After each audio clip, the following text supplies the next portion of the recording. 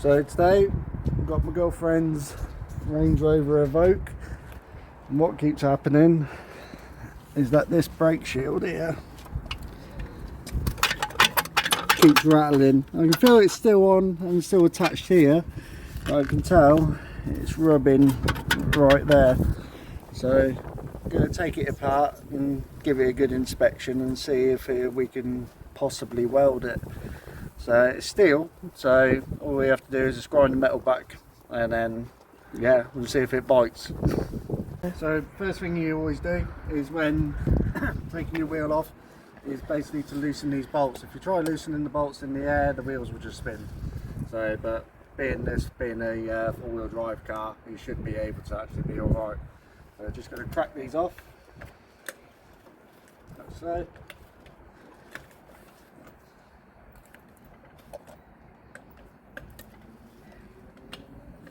And then we're going to jack the car up, so that'll be safe to jack up, and then we know full well that that wheel's going to be easy to come off. There we go. Put this into the jacking spot.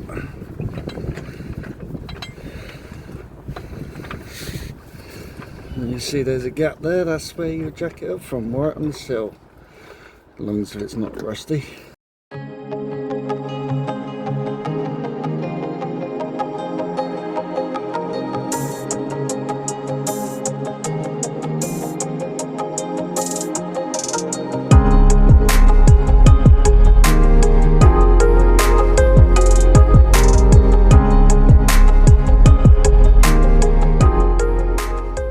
So as you can see, we found our issue, and this is come off of the bolt hole here. So it's supposed to go sit on the bolt, and I think the bolt behind it has snapped. So we're going to take now the brake disc off. So we've got to remove the caliper, and then the brake pads, and then this. So first thing, we'll remove this star bolt. So these star bolts on all cars, they are only built for purpose for when they're assembling the vehicles. So when they're on the assembly line, that these bolts basically just hold the disc into the hub. That's all they're all for. So if you do end up rounding these off, just drill them out, and then the brake disc will be fine, because once the wheel is back onto the base here, you can torque it all up, and then it will hold everything in place. Right, got the brake, babe? Yeah.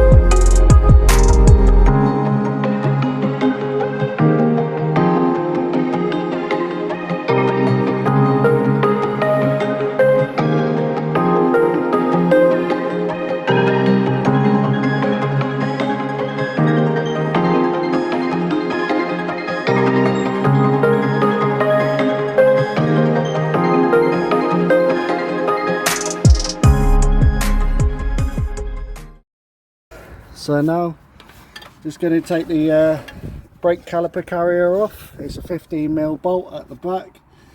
So if you're changing your disc and pads, this is probably a good shortcut video of it as well. So yeah, that's what you'd have to do. Just get a 15. Sometimes you have to get a big bar to get these off, because they will be stubborn. So I'd use WD-40, or if you need to for emergency, use heat as well to get them off as well, because you don't want that to round off. You want it to be able to go straight back on exactly how it was.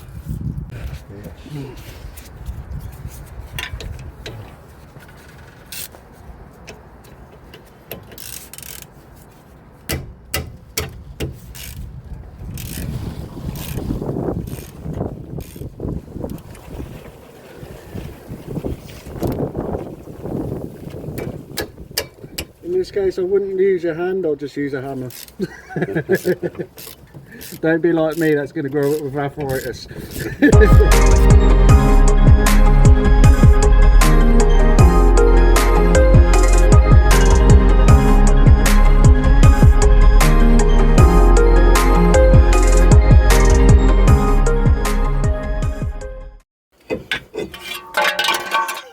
There you go. Oh, sorry. Health and safety, we should always wear safety boots. I just dropped it on his bloody toe. Here comes the suing. Yeah, that's how you get the disc off. Yeah, literally on his toe. Oops. So this is our problem. As you can see, it literally just dropped off. So you can see without the holes have gone, and it's rotten. It's rotten through. So this is why we're gonna have to repair this. To be fair, I might actually not even need a welder. If I can get these bolts off without any issues, all I need to do is just put some washers on them to then be able to just hold it in place, because it'll do the exact same job without worrying about it. We've done it before on a Z4 that we were fixing up, so yeah, I reckon we can do this as well. So brilliant stuff.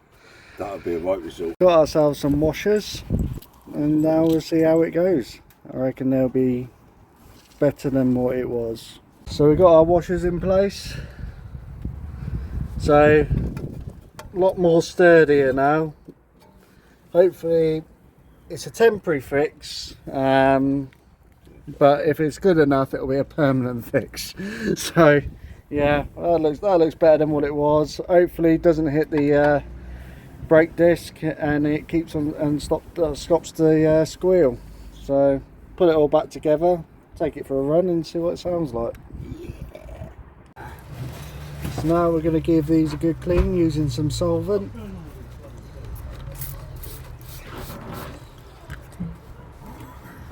So reason why we're cleaning these is so we don't get any more binding from the brake caliper. So if your brakes are squealing or anything like that, use some grease like Mintex. They're pretty good for grease. Don't want to use copperies or anything. We also got possibly pad goo. So I think that's more for your pads than lubricating that, yeah. But it does say metal-free paste for lubricating metal-to-metal braking components, and how it helps minimise brake noise. So it's good resistance up to high temperatures as well. So yeah, you could probably use that for him. It's like, as long as if they're lubricated enough so the caliper can slide back and forth with ease, and then no problem. But what you don't get if you don't clean these, or if you don't put any grease on them, that there's more friction, and then you end up having to have uneven brake pad wear, disc and pad wear. So yeah, make sure they're well cleaned and then slide them on then.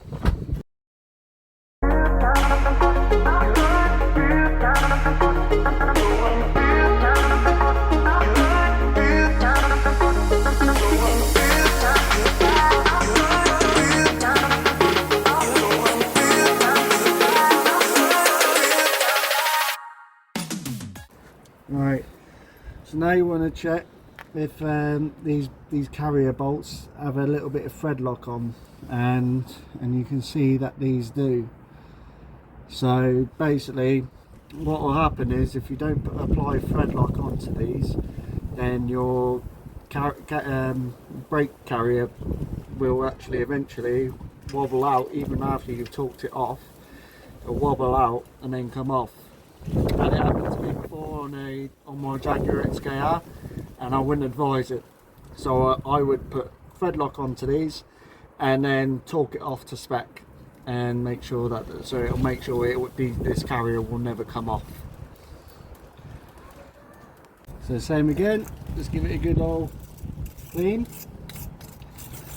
get rid of all the old thread lock off, all the groin,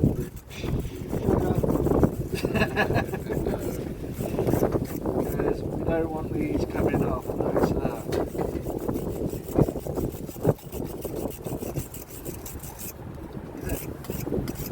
Nice and clean. Right, so then we've got our thread lock.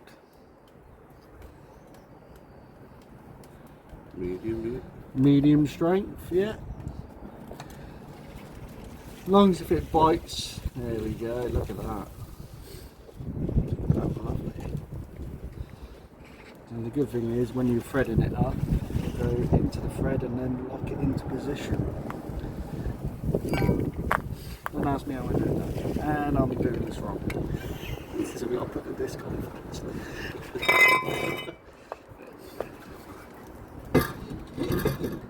Once you realise that, there we go. Getting the carrier in, it's not a pain in the ass to, so to speak, to get it on. Just make sure when you're putting it on, just don't over tighten it. It's not going to go anywhere when the wheel's on it, so that'll be fine. So then, caliper goes back on, caliper carrier.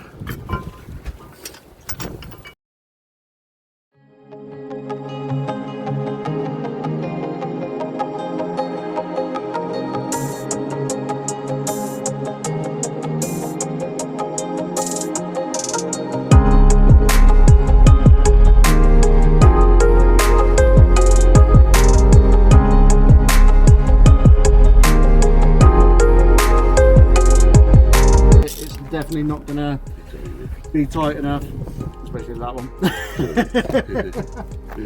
But yeah, even a medium-sized torque wrench or a quarter-inch torque wrench is not gonna do the job. So get yourself a half-inch one and give it a good bit of leverage to then make sure that ain't coming off. I'll be checking these next week anyways, so then I know full well that the car's going to be completely safe for it to be back on the road. So, these are still the old pads, but I'm still going to put copper slip on them. Yeah, please put that. So then it, yeah.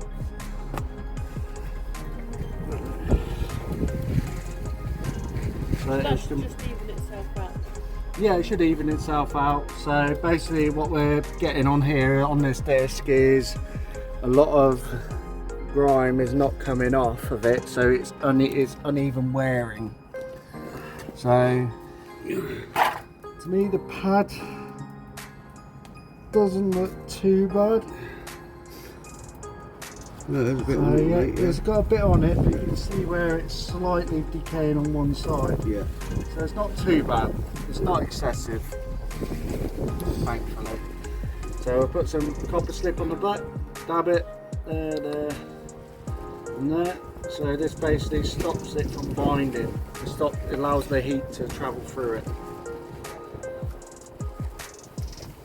Because obviously if you heat, it will then seize onto it, and then it won't make the brake pad lose performance. It will lose its efficiency. Exactly. Yeah.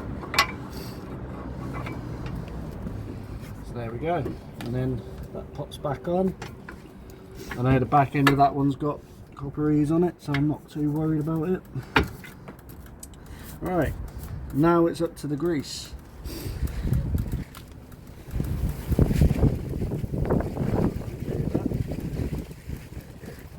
Look at that colour. Beautiful. Beautiful stuff. Look at that. It's Ogre's boogies, that is. Yeah, grease it round. Slider. Okay. Pop that one in at the top.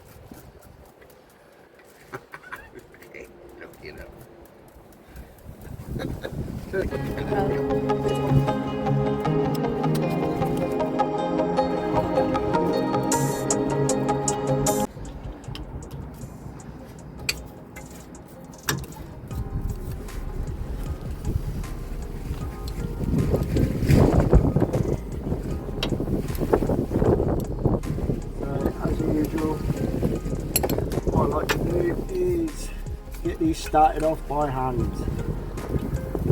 So you're never go in with a ratchet and never go in with a gun. Get them so they lock onto the actual bolt hole. So there we go. So that's lined up the top. So then lined up at the bottom. And then I'm just going to gently tighten it. Because if it's not going straight first off, then don't bother. Nicely smoothly going in, because we want to be able to take these back out and then reuse this caliper carrier. Can't be asked to keep on buying new stuff when we don't need to.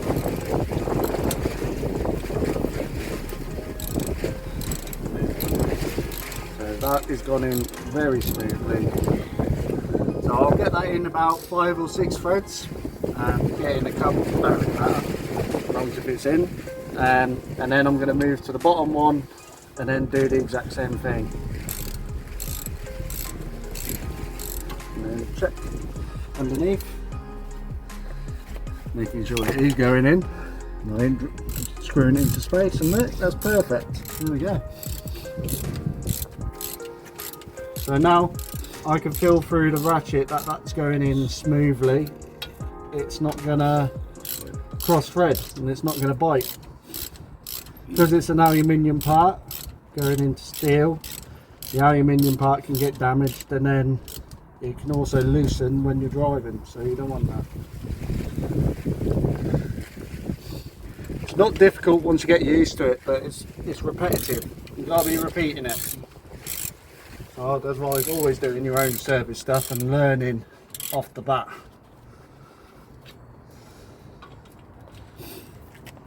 There we go, that's tight. Then it's just a spring clip. These can be a bit of a bugger to get on. And off. And off. No, that's gone in. Look at that, behaved itself. Almost. That's got to go in like so. And there you go. Yeah. That's in. So that just holds the caliper in place, allows it to, obviously, so it doesn't move backwards and forwards whilst under braking, so it's got constant tension the whole time. So hopefully when we drive a few, probably about 30 miles or so, that this corrosion on this surface here should go. So we'll have a look back, and then we've got full braking efficiency back again. So yeah, all good stuff. So, got the wheel back on. So the torque is 140 newton meters, and you want to go cross patterns. So go 1, 2, 3, 4, 5. So basically that allows the wheel to then just bind on to the hub, and you know you ain't gonna have any problems from that. Even when doing these up with a gun or hand doing them, always do it in a cross pattern so it's nice and even. So there we go. So to use a torque wrench. There you go, look at that. That's shiny energy. So you want to adjust the bottom half to all the way to the left, and then follow up some newton meters, and then rotate it all the way up to where we get to 140. Now it doesn't read oh yes it does read 140, look at that, yeah. So then we've got it up to 140 there, and we've got it on the 0 there, so you just count that and that will tell you where it needs to be.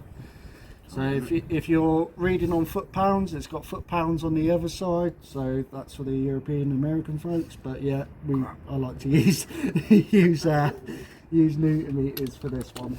Yes, that's how we roll. Right.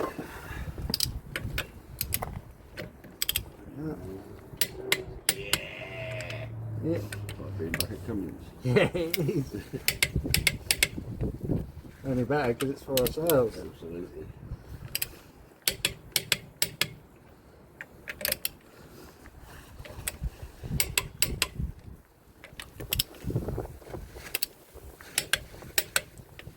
So I always like to double it. So I know full well that that has gone central to the hub. There we go. And we know that's safe. So for the torque wrenches as well, so they don't lose their compression, you then loosen it off once you've finished. There we go, so revert it back to 0, because if not it will lose its spec and then you'd have to get it recalibrated.